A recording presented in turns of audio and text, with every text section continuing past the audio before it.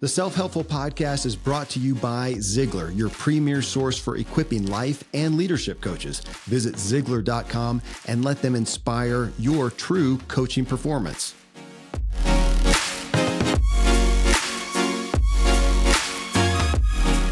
Hi, everyone. I'm Kevin Miller, and welcome to Self-Helpful, where I hunt for the most relevant self-help information and the most effective guides, and bring them on the show to see what drives them and extract the big idea that you can take action on.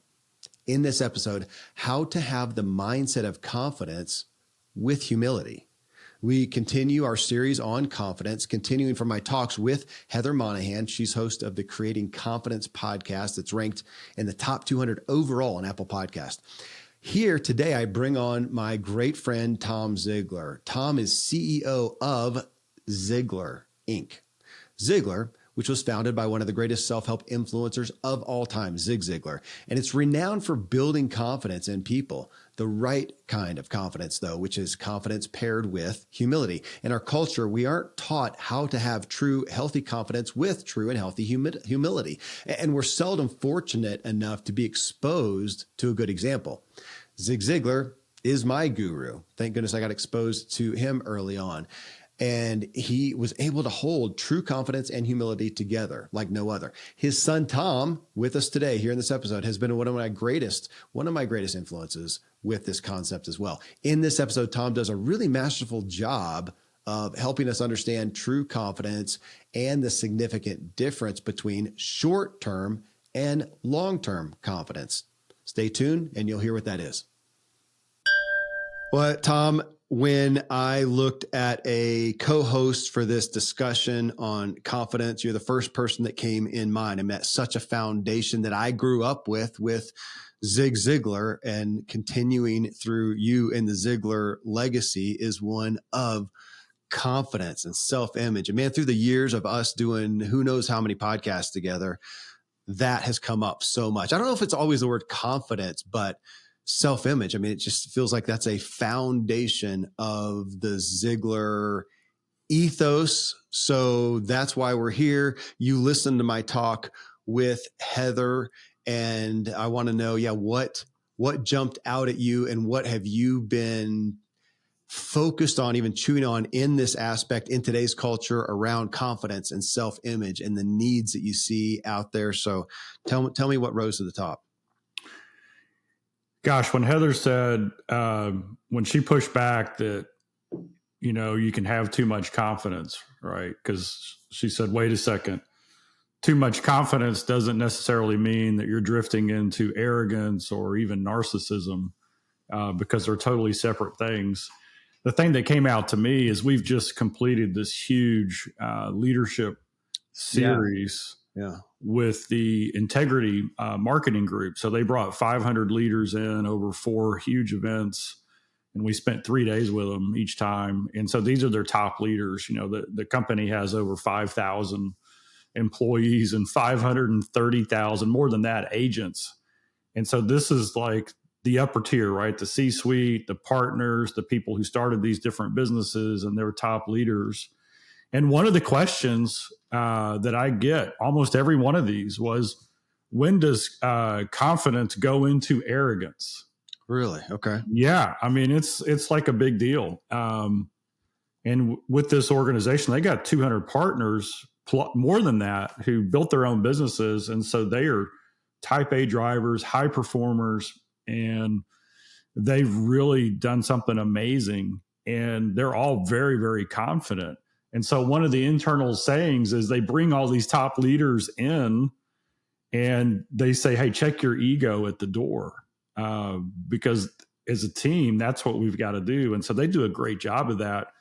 But I still get the question. So when does confidence go too far? And so here's the answer. It has to do with humility. And so arrogance is the opposite of humility. And when you think about somebody who's super confident, but they're also humble, then that changes the environment. If somebody is super confident and they're filled with pride and arrogance and look at me, I'm number one, then they've jumped from confidence to something else, right? Beyond that. And so when Heather kind of brought that up, I was like, that's just right on, because arrogance prevents you from hearing others. Arrogance says, the way I do it's the only way to do it. Humility says, I'm here to learn, right? I'm curious. And then Heather talked about how some people have a hard time, kind of taking their gifts and talents and promoting that. And she just said, well, change the way you say it. Change it to, instead of saying, hey, I'm so gifted, I'm so talented, I get to go reach millions of people. You just flip that and say, you know what, I'm so blessed that people resonate with my message. And I just count myself grateful and lucky every day that it's resonating and these people show up. So I'm blessed to be here. And you can see the difference in leaders when I go all over the world, all these different organizations, the ones who lead to the, wow, can you believe this? And so they humbly accept the accolades and they turn it back into gratitude and say, you know what, it's more to do with the people I'm around than it is with me. Right. And Yeah. but they take the compliment the way it should be, instead of the opposite, which is, yeah, well, I'm the greatest. If it wasn't for me, none of these people would even be here. Well, let's play with that, Tom, because as you're talking about it, well, first off, I want to point out two things. One, you just talked about a big organization, and so I'm going to do shameless Ziglar promotion here. If folks, we have a lot of business leaders, owners, people involved with big corporations and small businesses, whatever. That is what Ziglar does. Just to point that out. This is where, from the Zig Ziglar legacy that Tom Ziglar now runs and spearheads today. That is, companies bring them in. So this is a gigantic company that turned and gave a gigantic contract to Ziglar to say, help us with leadership. So I just wanted to put that out there. Go to Ziglar.com, contact Tom. That's what he does. That's what they do and what they're the masters of. And speak about that leadership, confidence, and humility. Man, that's the hallmark. And that's my story, Tom, of why we know each other, because it was through your dad, Zig, and me growing up in these seminars with 30,000 people and these rock stars of personal development and celebrities and politics and whatever that were up on stage giving great information. And I got the great privilege with my dad. He worked it out when I was a kid to come in and help sell product for people backstage. So there's Zig and there's, I'm not going to name other people because of what I'm about to say, but great people on stage. Here they are. And we got to go back and help sell product, and it got us in for free, and it got me to meet these people. And a lot of them were great. Some of them weren't so great off stage, but Zig, regardless, stood alone as being this guy. And that's what was almost, not that it was confusing back then. It's really in hindsight when I realized he was so confident and so humble. And that's one of the things that stood out most. That's why it drew me to him. And I think everybody, 250 million plus people at this point, because he embodied that. And we don't really, I find us today, and I think we don't get it. We don't know how to do that. So there's two things I want to point out. And let's start though with, we watch sports. Let's start there. If you've got a ball player out there in the NFL, or hockey, or baseball, or whatever, we kind of expect them to be awesome, right? We expect them to be incredibly confident, and we kind of expect arrogance. We even applaud it, or a fighter in the ring, man. Even Muhammad Ali, I am the greatest. We kind of expect that, and it's fine.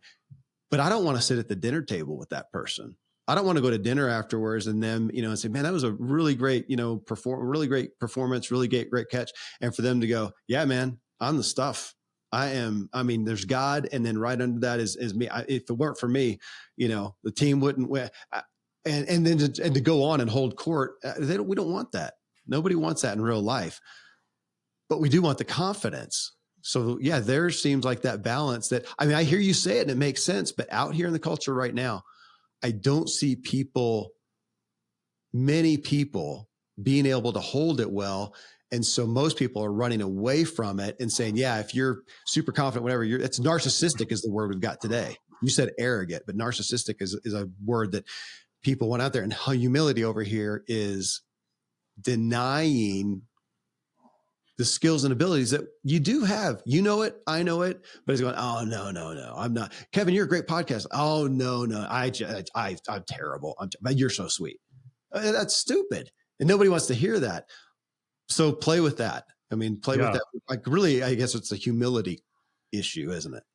Yeah. So I talk about this in the book, 10 Leadership Virtues, and it's actually one of the main components of our coach leadership program. And I talk about the difference between short-term confidence and long-term confidence. Okay. I haven't heard that. And short-term confidence is built on results. It's built on the wins that I had yesterday and the day before and the day before. And so you'll see a lot of athletes who are riding high, who are really on a, they're on a streak, right? They're hitting over 400. They're making the clutch catches. And so their confidence just starts to go through the roof, but it's all based on what they did yesterday. And so what happens is that sets them up. I call it, because what's going to happen? The tide's going to turn. They're going to get a little hurt. They're going to have a bad game. And so all of their worth, their self-image, who they are, it's based on the result they had yesterday. And so as they're on the uptick, improving, that starts to become arrogant because there's an assumption, well, I'm always going to be able to do this.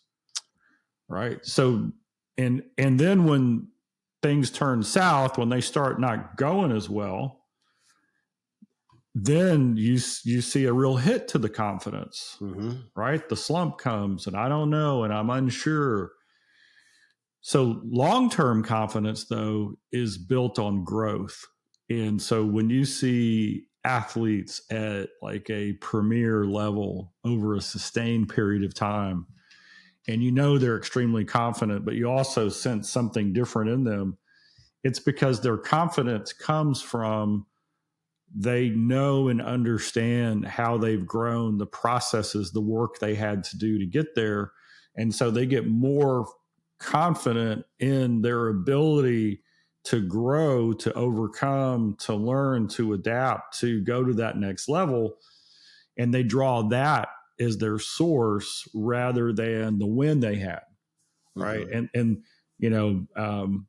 Tiger Woods is a good example. He changed his swing a couple of times during his career before he had all the big injuries. And he never lost his confidence, even though his play dipped while he was making the swing change. And it's because he could see the progress he was making when nobody else could. Right. And I think people would say, well, that's a pretty confident, just from an athletic, that was a pretty confident human being during that time. And so he was focusing on the growth and on that. And as leaders and as people out in the world, we need to do the same thing. If our confidence is based on the client saying yes to our proposal yesterday, well, guess what? Most proposals get rejected. So you're in for a long road. But if your confidence is in how well did I prepare? How well do I know the presentation? How well do I know their needs? Did I do everything within my control? And then the reality is that sometimes people say no, and it has nothing to, it's not me, right? It's something beyond my control. Well, that's long-term confidence, right? That allows me to say, hey, what did I learn? How can, what could I have done differently to earn this next time? And all those different things. And so people who have that approach to confidence grow. And then there's a principle in, Heather talked about it. I don't know if she used these words, but, she talked about, Dad used to say possibility thinking, and, Norman Vincent Peale and all these different legends of the industry is, do we focus on what's possible and let that determine our next step? Or do we come in fear-based and say, well, golly, that's kind of scary. I've never tried that before. But courage always precedes confidence, which is interesting because if we're going to grow, that means we're going to go into an area that we are not already a master of. And so the courage has to push us into that step before we actually know whether we're going to be successful at it. And so if your confidence is only based on results, you're likely not to take big risks or big steps into the unknown, because you know your confidence is going to be crushed because you're going to go try something you've never done before. But if your confidence is built on growth and understanding that it's a process and that I can learn, and you have a track record of measuring where you were a month ago versus 6 months ago versus a year ago, and you can see the growth, and that's how you measure where you are in life. You're on this journey to get better, then you're going to have a lot better confidence when you learn a new technique, a new idea, a new way of saying something that isn't focused on the result that you get immediately, because hey, everything that's worth doing, like Zig Ziglar said, like Dad said, anything worth doing is worth doing poorly until you learn to do it well. Yeah. Right. Yeah. And Man, so healthy confidence versus confidence moving into something else. And I like what Heather said. I'd push back that. I don't think arrogance and confidence go hand in hand. Arrogance replaces confidence, but confidence is positive. It's just, what are we confident in? Yeah, it's interesting as you're talking, Tom. It's, of course, I'm always, I got lots of kids. I'm always thinking about the kids, and it's been interesting. I noticed it. I wasn't aware of it with my older kids as much as my younger ones, and seeing that when you are a kid, I mean, granted that you're in a somewhat healthy environment, somebody's out there whose parent, who was abused and told they were worthless from day one. And I'm so sorry. Just so sorry. Hopefully the majority of people hearing this had a somewhat healthy upbringing, and they had just the normal childhood of realizing, achievements. I can walk, I can talk, I can ride a bike, I can do math. I did a picture. Isn't it pretty, Daddy? And they were confident just by proxy there. So I have little grandkids now, and they're just learning to do stuff and they'll do it and go, hey, I rode the bike well. I went over that ditch, Grandpa. And they're confident. Just naturally, they're not arrogant. It's just a naive. You and I were talking before this, it was kind of a naive, a guileless confidence that they have. And then we're all used to, I think we do it as a culture. And this is what I'm playing with, Tom, and having compassion for. And I want people to think back that we all probably had a time in our lives as kids where we were naturally, healthfully, humbly. We didn't even have to think about being, we were confident. We did that. We did do well. No bones about it.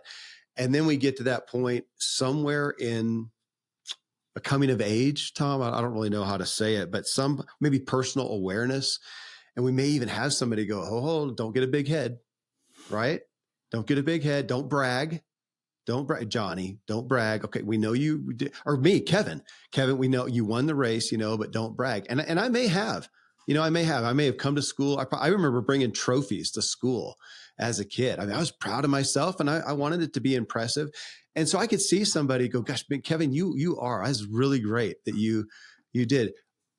And teaching me humility. I'm sure my parents did this at some point, or somebody did. And I may have gone over into arrogance a little bit, but that's where I'm afraid that we kind of get the beat down. And then it's, don't talk about what you're good at. If you get an A+, it reminds me of a story, a movie, Tom. I think it's called Finding Forrester. It's an older movie. It has Sean Connery as this teacher, this recluse teacher, and he sees an inner city kid, and that inner city kid is brilliant, kind of like a Good Will Hunting type, brilliant, right.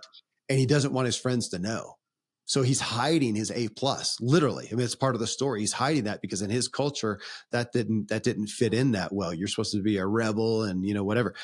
And that we get to that point and we see kids who are pushing off. If they do well, it's a bad thing. Again, I'm just pointing out that this is a cultural thing.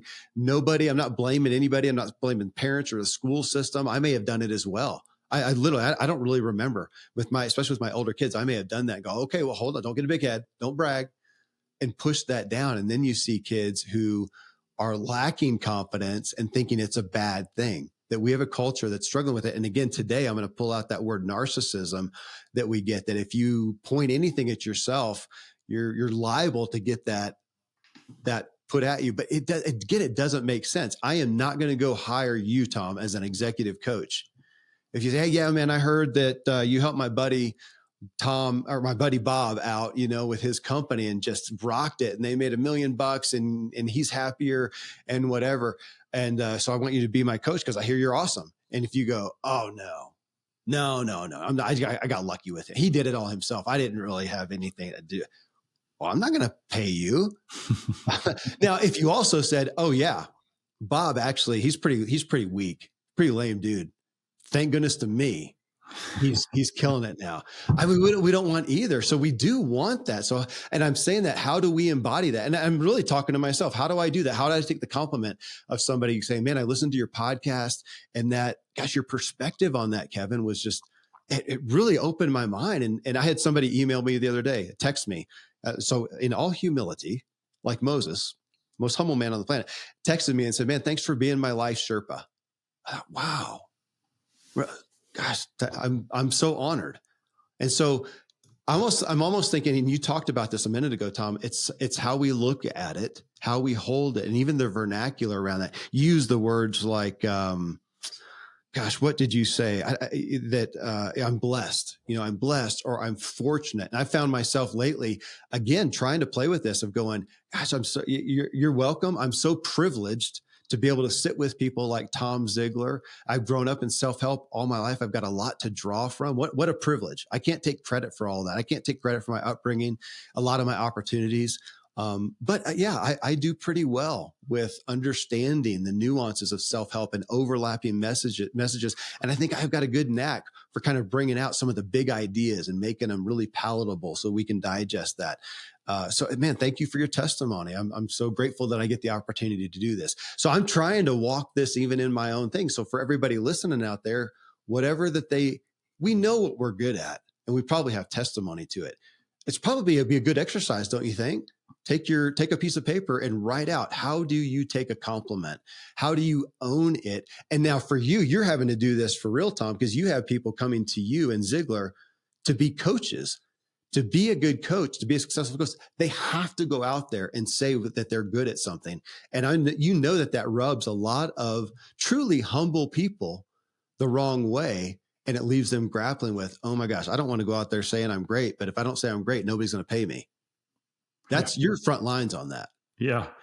Dad said years ago that selling is a transference of feeling. Yep. So the example of, I just got lucky on that deal, you're transferring the wrong feeling. Then our head coach, David Wright, says that coaching is a transference of confidence.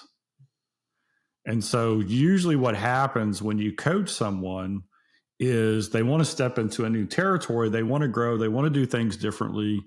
They want to go for that big dream, but they're not confident, right?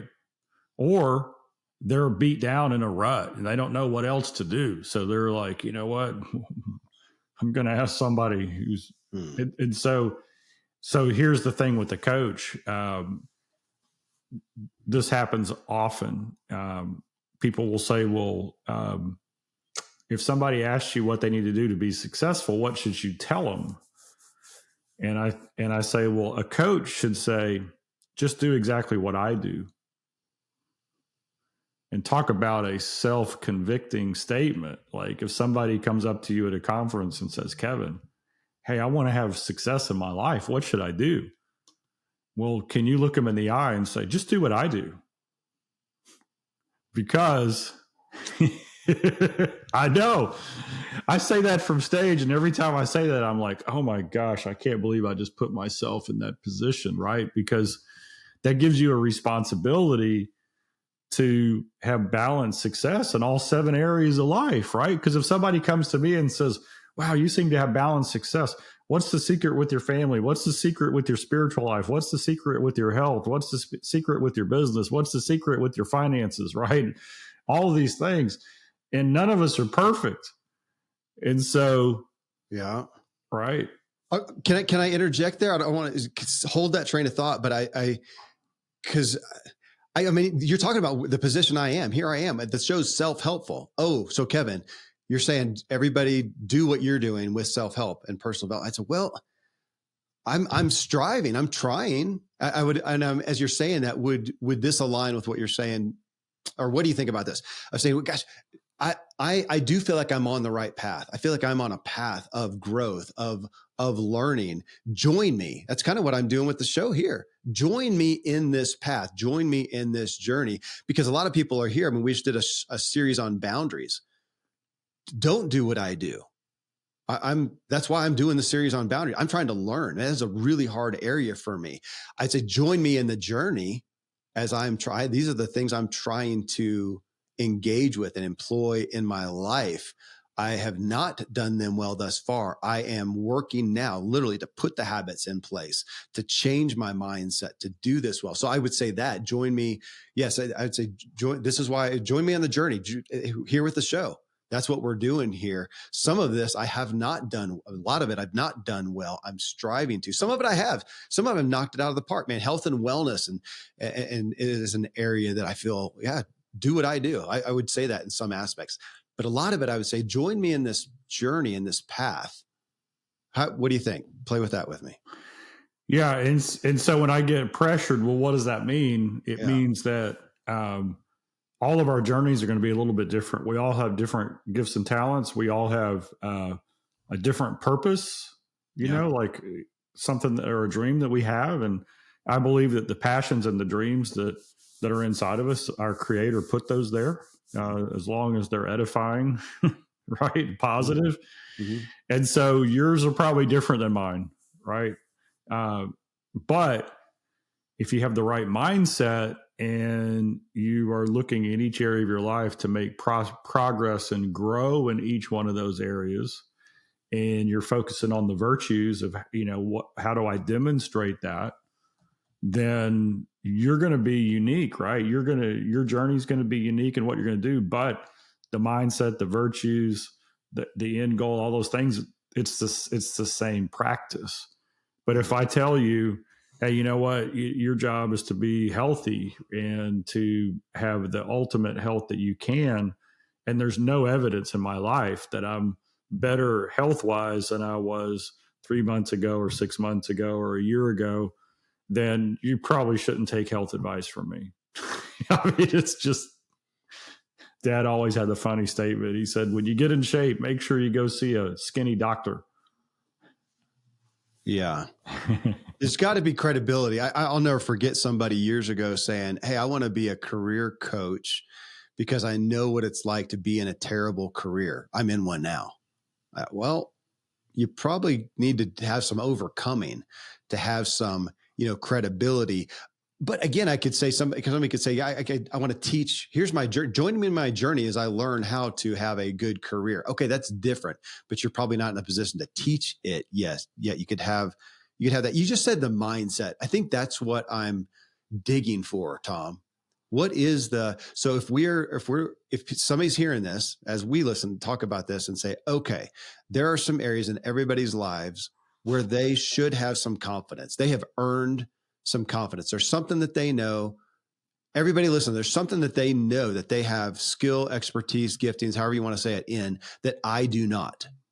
Kevin, there's something everybody does better or knows, more than I do in some area of their life.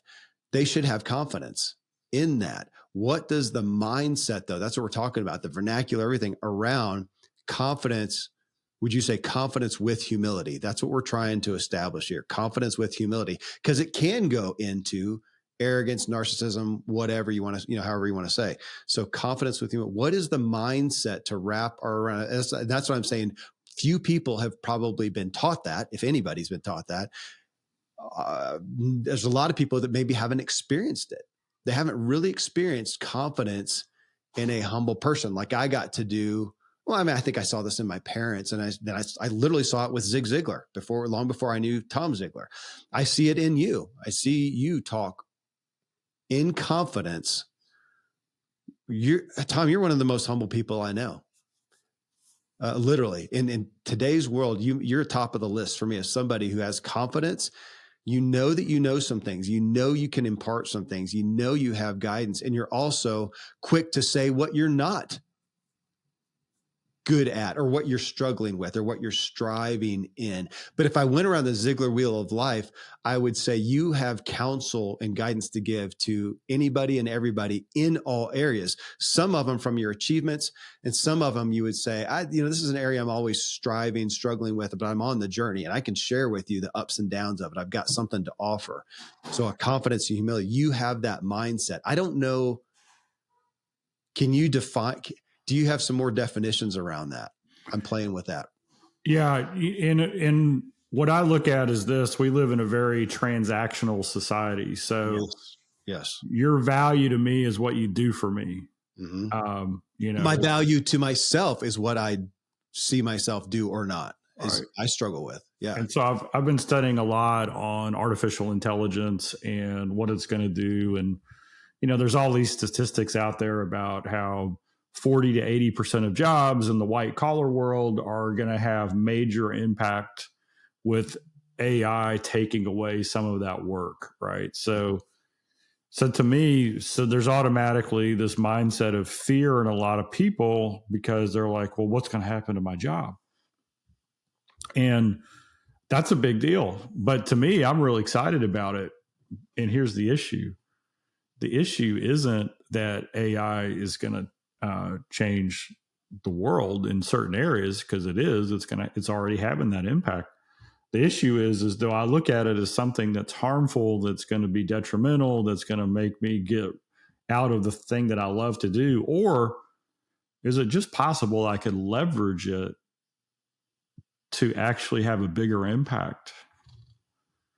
And so what do I mean by that? Well, if you're in a sales role and let's just say 50% of your time is accumulating data and filling out paperwork and doing due diligence and all that stuff to help the client get what they want, and AI can do that, let's just say almost instantaneously, then what does that mean for you? Does that mean that company needs half as many salespeople because half their time is no longer, or will those salespeople be able to invest 50% of their time to equal 100% of their time building relationships, which AI can't do? Mm-hmm. And so I look at it as, wow, this is going to leverage my superpower, which is relationships, right? That's what makes the world go round. And so, when we get comfortable with who I am, which is I've lived my life with these virtues, and that attracts a certain kind of people, and we have great relationships.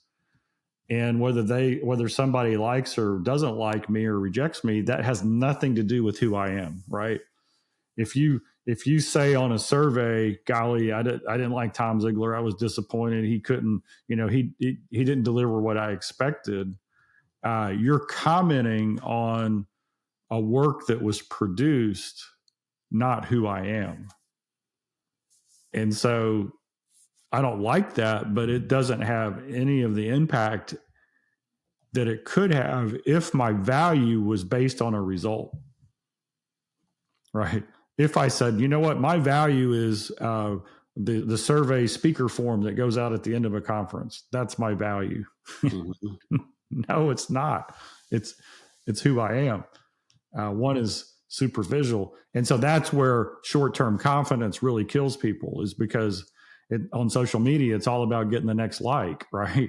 In sales, it's about getting the next sale. It's checking those boxes. But there's a lot of people who aren't very deep, who have a lot of issues, who from the result side of, making a sale or whatever, they get some wins. But that's not their value. Your value is who you are. Okay. So what I hear is I asked you about mindset of confidence with humility. And what you ultimately came back with was relationships, which is interesting.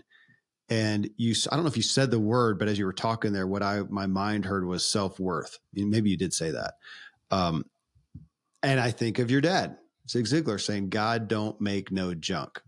Okay, great little statement. But if we really take that into heart, even there, Tom, I see kind of that, false humility. Give somebody credit. Say, oh, well, it's not me. It's only God.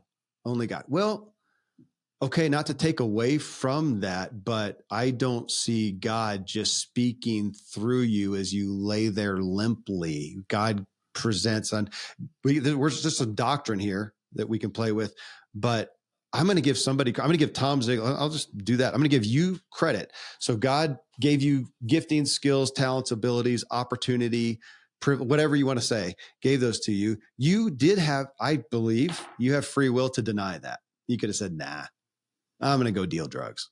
I mean, you could have done that. It sounds facetious, but you could have done that and not taken that. I'm going to give you credit for taking what God presented and doing something with it, harnessing it, refining that. Even if we look at that, we all know, I do, coming from the sports world. I knew people with some of the most unbelievable inherent talent, skills, and ability, just stupid, whether it was on the football field or cycling or whatever. I saw some of those, and yet they couldn't really get their act together enough to bring it forth.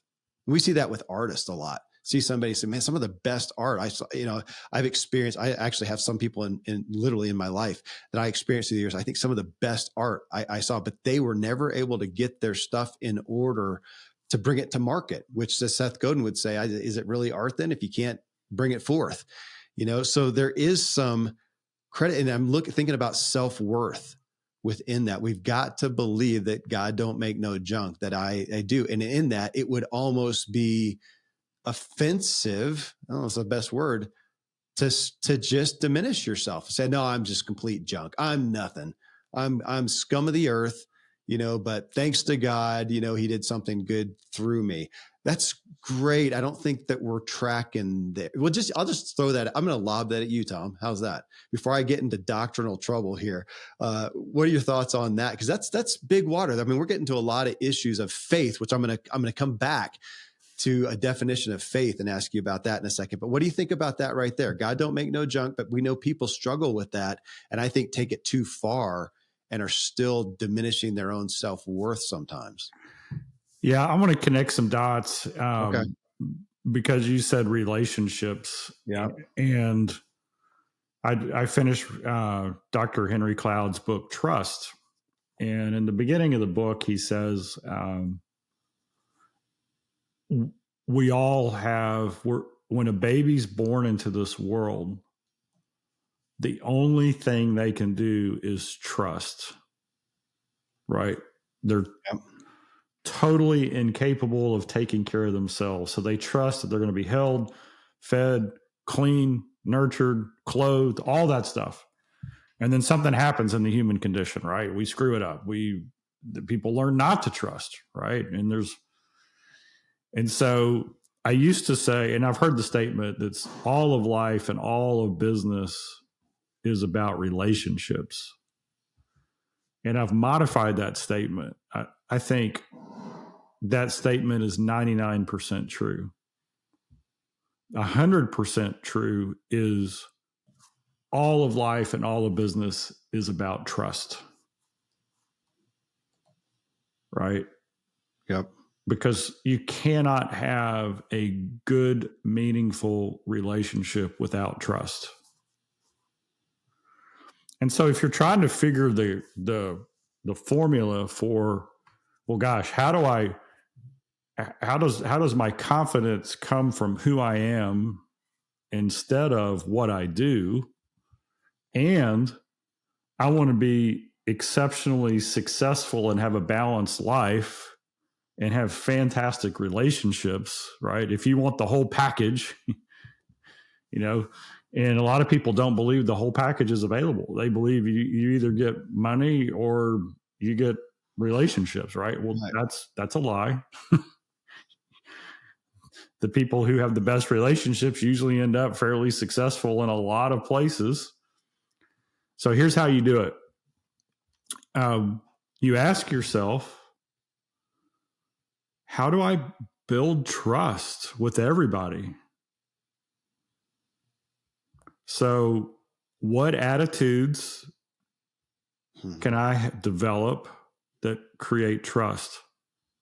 What efforts can I do that beat trust or to build trust? And what skills can I have that build trust?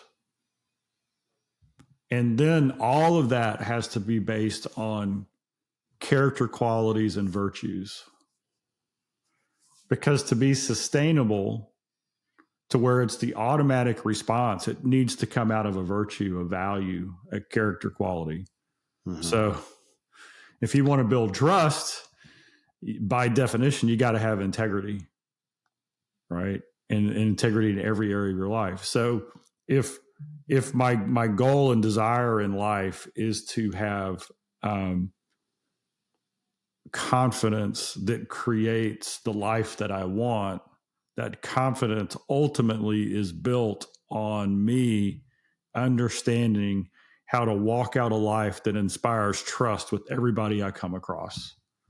And the only way I can do that consistently is through the virtues and values that I believe in myself. And then to tie that to faith, I need to have confidence that there was a creator that said, this is the truth. This is the way, because I'm not smart enough or big enough to know that that's the way. Right. Well, and I want to do what you just did and connect some dots. I'm sitting here typing ideas as you're talking about, because faith was and let's spiritual or not, faith. We would say, we have faith in things. I mean, you're going to get in your car and have faith that the brakes work. Confidence. Can you prove it beyond the shadow of a doubt? No. I mean, that is what faith is. When we look at spirituality, even that, it's faith. It's we may not be able to scientifically prove this, but I have confidence. I mean, that's what I was taught as a kid in church. And it's not necessarily proof. Okay, but I'm going to come back to relationships. As you were talking just then, you said, in essence, relationships are built on trust. I would say yes. I mean, they are. Outside of my kids, I'm going to love my kids no matter what, whether I trust them or not. But generally, I mean, I have a relationship with you, Tom. We would not have one if I did not trust you. I mean, why would we? What am I, unless it's just a business? Well, even there, I wouldn't do business with you if I didn't trust you. So relationships are built on trust. And what you've got me looking at now is, how can you trust somebody? Do you trust somebody? Would you trust somebody who does not have confidence? I mean, I'm doing this show with you. After that, I'm going to do a show with our doctor, Dr. Randy James.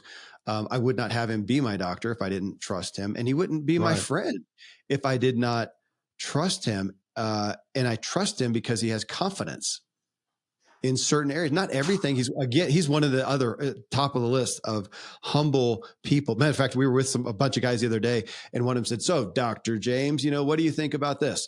And Randy says, "I don't know." I said, that is not a doctoral answer, man. You're a doctor. Okay. You got an MD. You're supposed to know, you're supposed to say, you come up with something.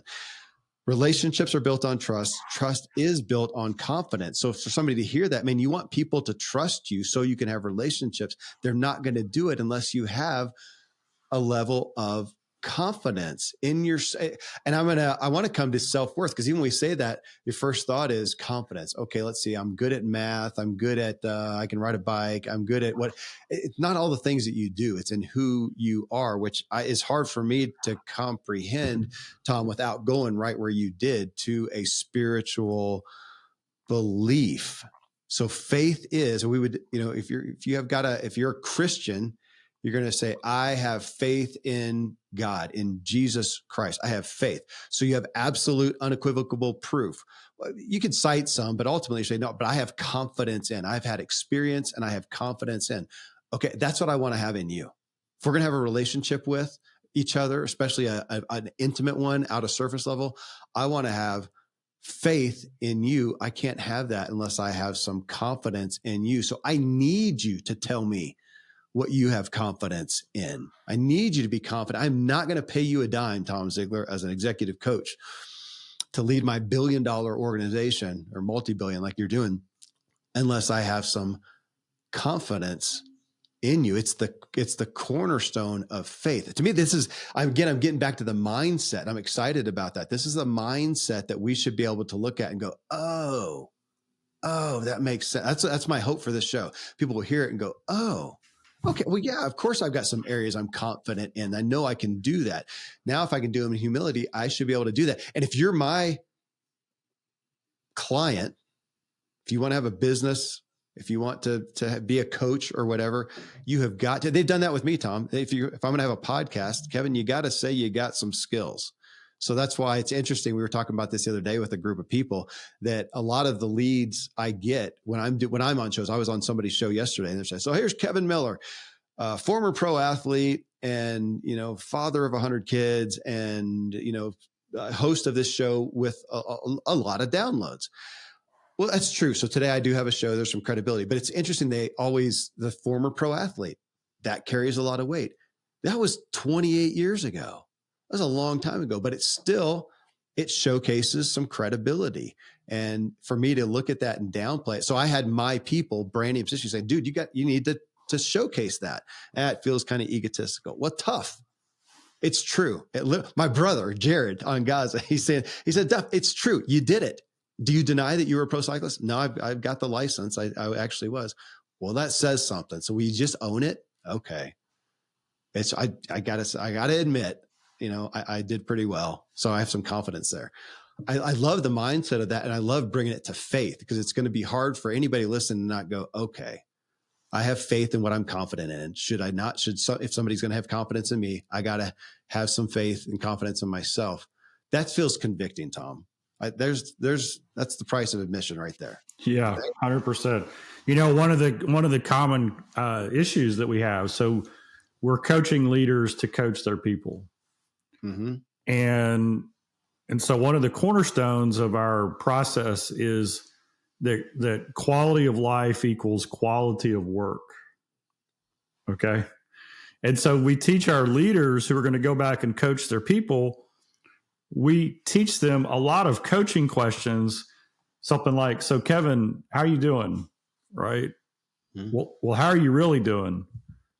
Right. So now we're opening up a can of worms that people don't necessarily like in the business area. Right. If I'm the leader and somebody on my team is having trouble at home financially or with their spouse or physical issues, do I really want to know that? And so what we're really doing is exposing the reality that they're not confident in answering that question. Right? I'm not a marriage counselor. I'm not a doctor. I'm not a financial advisor. And so they're like, well, why would we even ask that question? Right? Because we're just going to expose our weakness. Well, see, that's a mindset and a perspective that life is about me, right? And my job is to look good so that people like me. When the better mindset is to say, I don't have to have all the answers. Mm-hmm. So Kevin, if you say, yeah, I'm struggling with my health, and I say, oh my goodness, what's going on? And you say, yeah, my numbers don't look so good. And I would just say, that's not my expertise, but what can I do to help? I've got a trainer who works with me over here. I know a nutritionist over there. My doctor's fantastic. I spent 2 hours on a blood test review with them and gave me lots of good insight. I'd love to connect you.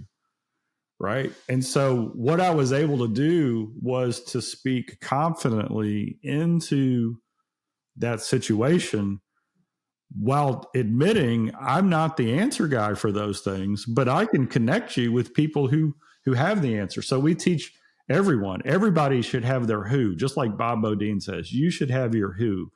So if a friend comes to me and says, yeah, I'm having trouble in my marriage, I'm like, you know what? I'm going to connect you with my who, because I care about you. And I want, right.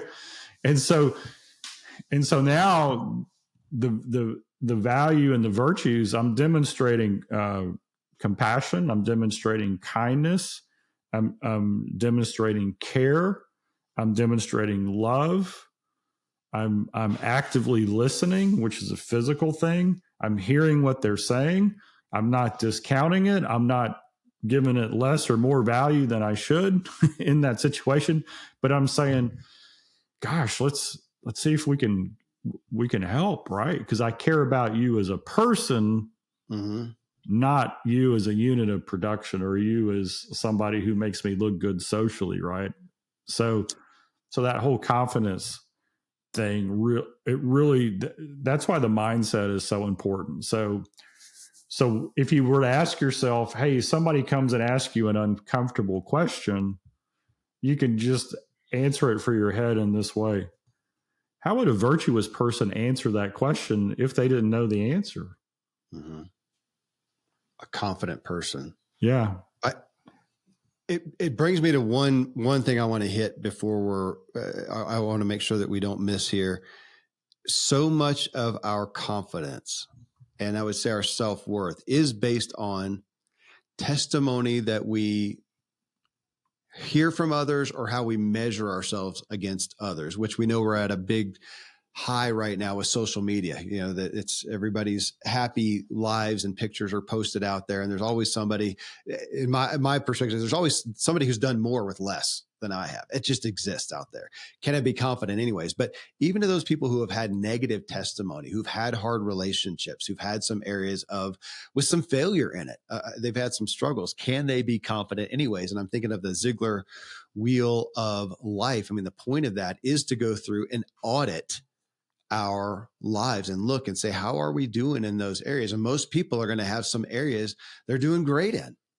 They're doing great. Their relationship, I may have a relation. Let's take that one. It's an easy one. Relationship problems, but I got money in the bank. Okay. Well, you'd rather have both, but should you, because of the negative, just not be confident? I mean, you have confidence over here in your money or maybe in your health. And should you not have it because over here? And I find most people who are lacking confidence, they think of themselves as undisciplined. They've got all these negative terms. They've got some areas where they should have it in. And to say, yeah, but I am struggling maybe in an area. And I maybe have somebody over here who's given a negative testimony to me because of some issues in that area, or just because of their negative perspective of me. And everybody should be able to relate to any moment of time, whether it's right now, in the past, whatever, where over here, maybe at work, you've got people you've done well. They think that you are, they testify to you. You're confident over there. And then maybe at home, you don't have the same thing happening, and you're liable to think of yourself only from that negative standpoint with somebody who may have a negative perspective of you that may or may not be valid. And you just got to question that. And it brings me to a point, and you kind of touched on it earlier, Tom, that Heather said, oh yeah, you did. You were talking about possibility thinking, right? You mentioned that. And I thought of Heather talked about, she related it to negative thinking. Like here's an example. Negative thinking. I'm going to fail tomorrow. There's a test coming up, or I've got a deal, so I'm going to fail tomorrow. That's negative thinking. That's easy.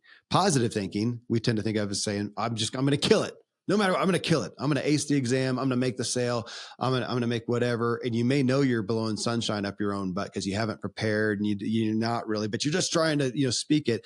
And she was talking about neutral thinking, and you got me thinking about it with possibility thinking of saying, you know what? The one thing I have control of and I can claim is I'm going to study all night to prepare for this exam. I'm going to listen to Ziglar tape on secrets of closing the sale. I'm going to prepare. I can have confidence in my preparation. I can have confidence in my intent. I can have confidence, like I talked about, that, man, I struggle with boundaries in my life and relationships, but I'm striving, I'm studying, I'm doing the work, and I'm confident that I can do that. And I'm confident that I can make progress, even though the results may be there. And you've kind of come back to that 2 or 3 times of looking at our own progress in our own heart, even if out there the testimony may not be great. It may not be great. So on boundaries, on a scale from 1 to 10, I may be at a 2, but man, I was at a 0. So I'm making progress, and I'm confident that I can learn and grow in that area. And we're coming back to that mindset of confidence as opposed to it being, and you talked about this blatantly a little bit ago, Tom, about it only being in regards to what we've done last. I mean, you talked about that in sports, man. I was a pro cyclist, and that was literally, we talked about it openly. You are only as good as your last race. You won last weekend, it doesn't matter because the race is today. And all that matters is how you do today, which is terrible because today I might do terrible, but last week I did win, and we don't take that forward with that long-term confidence. I'll probably title this "The Mindset of Confidence," Tom. And maybe, but it feels like, I do feel like the primary pillar that you put underneath that, or what we've come to, is confidence with humility, which I'm saying, I again, one of my biggest examples of that was initially Zig Ziglar. You're one of those today, but we need a new definition of what, or my understanding of what confidence is. And it's through a different mindset. It's big medicine. Yep. I tell you, just to kind of wrap it up, I've finished a book called The Big Miss by Hank Haney. And Hank Haney is a golf coach, and he coached Tiger Woods for, I think, 6 years. And in golf, what keeps an elite golfer from achieving elite status is called the big miss, right? Because everybody's so good at that level that if you hit a big miss in a tournament, it'll often take you out of the winners, right? You can't afford the big miss. And so how do you avoid the big miss? You work on every area of your game, your driving, your iron play, your chipping, your putting, your course management, the whole 9 yards, and you put in the preparation. So you prepare, your confidence is in your preparation, but then you understand the game so fundamentally that you build things into it that keep you from having the big miss, right? And so that for golf, it means you take out one side of the fairway, right? I'm never going to miss it left, or I'm never going to miss it right. You just build that in. Well, life is the same way. One of the things that's interesting is if you look at the 7 areas of life, just like golf has these different areas, putting, chipping, iron play, driving, long irons, all these different things, recovery shots. Life has 7 areas: physical, mental, spiritual, family, financial, personal, and career. We've got those 7 areas. If you're struggling in one area, that lack of confidence in that one area bleeds over into everything else. Mm-hmm. Mm-hmm. It's so true.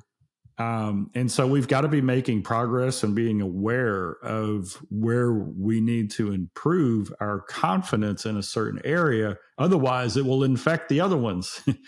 So many people are like, man, they're the best in the world at this, but this other area of their life is struggling. And so they never step into their possibilities because they've got like a suction on their confidence out of that one area. Mm-hmm. And so in life, what's the big miss?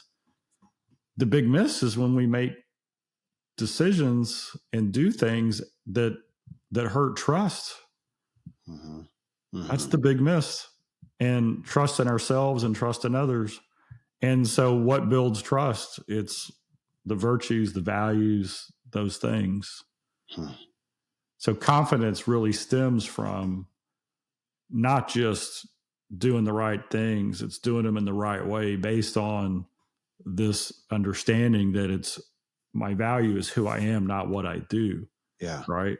And if I'm the right person doing the right things and the result doesn't come, that's so what? I'm going to do it again. Right. I'm going to do it for the right audience in a different time, in a different way. It'll be great.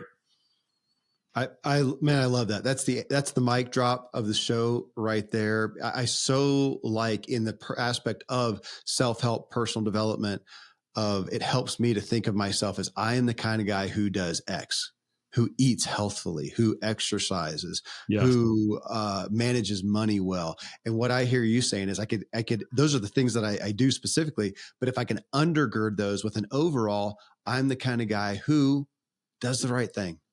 I'm the kind of guy who has others' interests at heart. If I can keep repeating that as my self-affirmations in the mirror, then I'll be the kind of guy who actually then does the right things as a result. Man, Tom, see, I know, here's what I'm confident in. I picked the best hosts ever. Best co-host ever. I picked the best guest ever.